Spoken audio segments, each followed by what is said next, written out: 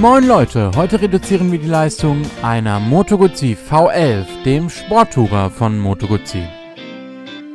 Dazu lösen wir zunächst einmal diese beiden Schrauben, die die beiden Teile der Griffschale zusammenhalten. In den hinteren Teil der Griffschale legen wir gleich den Begrenzer ein.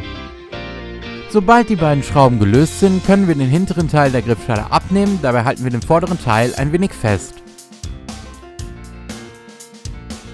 Das Prinzip ist recht simpel. Die abgerundete Seite des Limiters wird in die Griffschale eingelegt.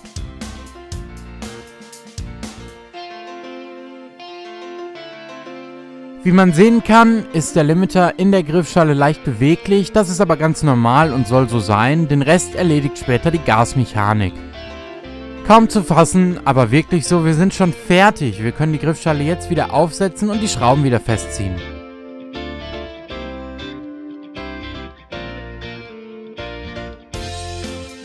Sobald das Ganze wieder fest sitzt, die beiden Griffschalen fest aufeinander sitzen, müssen wir nur noch einmal testweise am Gas ziehen und wir sind fertig.